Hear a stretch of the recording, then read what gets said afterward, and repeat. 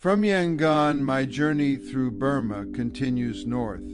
I travel to Mandalay, the last royal capital of the Burmese kingdom. Set along the banks of the Irrawaddy River, Mandalay carries a sense of history that is both recent and ancient. Here, kings once ruled the country from the royal palace, surrounded by walls and moats that still stand today.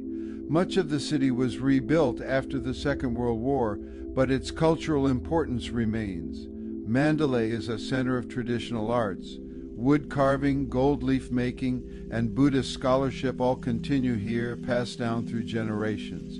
Not far from the city rises Mandalay Hill. From its summit, the view stretches across the plains, dotted with pagodas and monasteries. It is a landscape shaped by faith.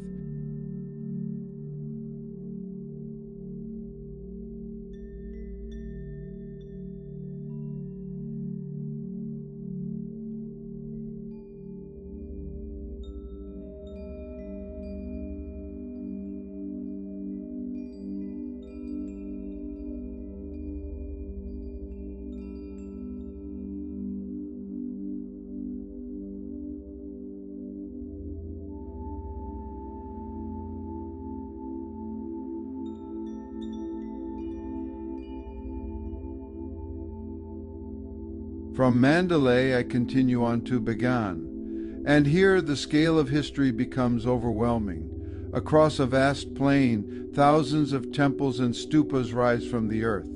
Built between the 9th and 13th centuries, Bagan was once the capital of a powerful kingdom. At its height, more than 10,000 religious structures stood here. Today, around 2,000 remain, each one unique. Some are small and weathered. Others are massive, still standing tall after centuries. Walking among them, it feels like stepping into another time. There are no crowds, no barriers, just open space and endless monuments stretching to the horizon. Inside the temples, faded murals still cover the walls. Images of the Buddha, stories, symbols, all preserved in silence. Outside, the light shifts constantly.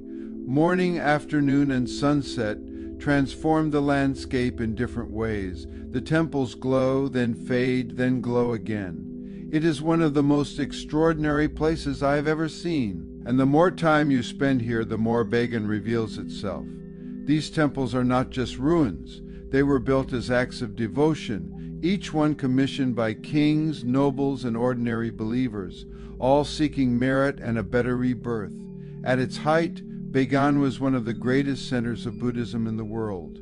Monks, scholars, and pilgrims gathered here, turning this vast plain into a living spiritual city. Even today, many of the temples are still active.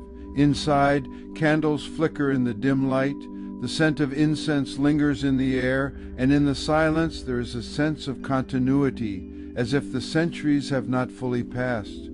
What makes Bagan so unique is not just the number of temples, but the way they are spread across the landscape.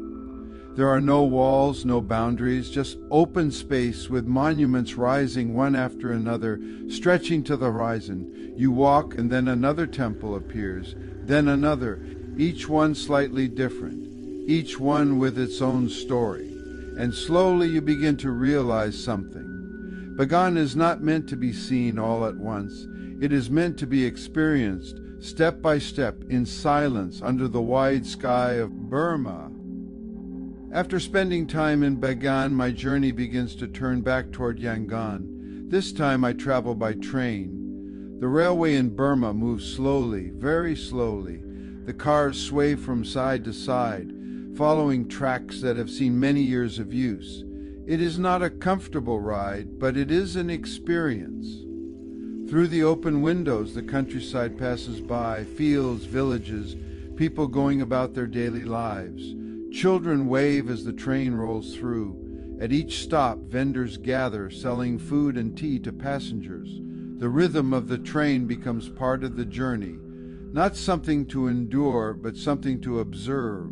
Slowly, I make my way back to the capital city and do a bit more sightseeing where I meet more locals.